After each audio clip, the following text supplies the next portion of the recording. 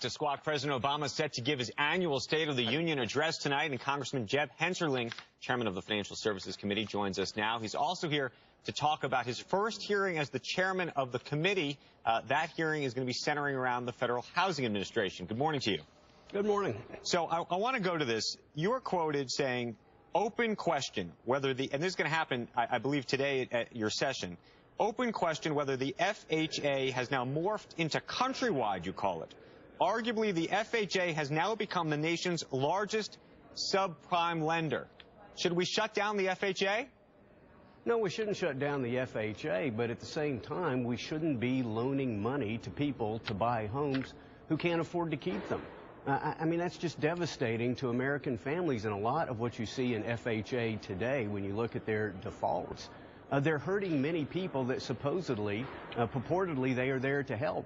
And in addition, 4 years running, they've been below their statutory minimum of capital. If this was a private insurance company, somebody would have been fired, somebody would have been fined, and then the insurance company probably would have been put into receivership. Historically, the FHA has been about helping those low-income and first-time home buyers who otherwise have good credit. It's traditionally been about 10, maybe 15% of the marketplace. Today, it's 56% of the market. Congressman, what we're trying to do, if I can finish this one point, is have a sustainable housing finance policy in America. You can't have new capital come in as long as you have FHA, who's only requiring 3.5% down, allowing 6% buybacks, and allowing people to have these incredibly low FICO scores that dangle home ownership in front of them only to take it away. And so I just think it's ironic that as we condemn so many people engaged in subprime lending, it's now Uncle Sam is doing it. If we take them out of business or we limit them, what happens to housing prices in this country right now? That's the ultimate question, in the immediate term. No, it is not. What the ultimate question is, how do we have a sustainable housing finance policy, and it's sustainable in two ways. Number one, that avoids the incredible dramatic boom-bust cycles that we've seen. We saw it in the 80s, we've seen it most recently, and sustainable. Again, you don't do struggling working families any good to put them in homes that they can't afford to keep.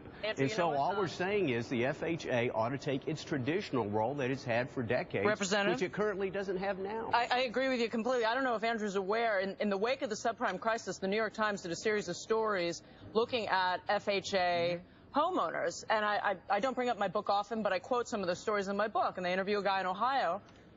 Wow, can't believe I got away with this. I can't believe they lent me money. And another woman who I believe was in Colorado who put every dime she had into another house, and she said, this is what the government should be doing. So they should be giving somebody like me another chance. I think it's perfectly fair to criticize the FHA for some of the loans they made during a period when they were very much helping to carve out a bottom on the housing market. But the congressman so that's the thing. That's the thing. Where do they go from here? And I agree with Andrew, Congressman. It is widely held that the FHA prevented housing prices from falling another 25%. Now, I'm not sure where you're planning to go with them now. Right now, their default rates are very low. So I would hope that you would try to preserve their role in the housing market as it was before the crisis.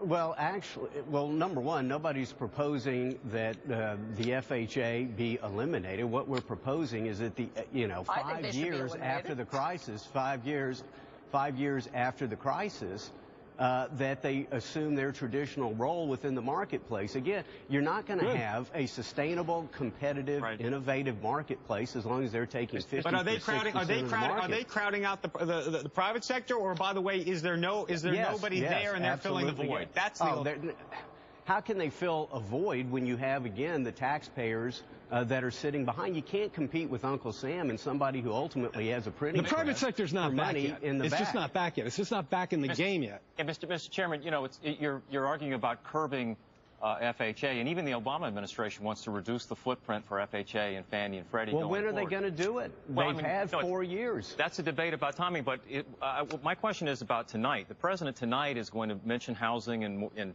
try to make a pitch for additional assistance, mortgage refi type assistance for borrowers. And this time, he wants to go further than in the past with the HARP refis, as we've called them, by trying to create a new refinance opportunity for borrowers whose loans aren't backed by Fannie and Freddie, Last year they proposed via FHA. This year via Fannie and Freddie. Is that a non-starter in the House? The Menendez, the Boxer bill and the Merkley bill? The president has had so many failed policies, but particularly his housing policies are ones that help lead the list. Right. I mean, instead what we see in many respects is that the taxpayers continue to shell out more money, and we continue to have these incredibly high default rates where people default not once and twice and three times, and ultimately we have to have a sustainable policy. Chairman, the music's playing. They're playing us out. We appreciate your time. Good luck at the hearing today, and we look forward to your thoughts maybe in the next day or two on the State of the Union.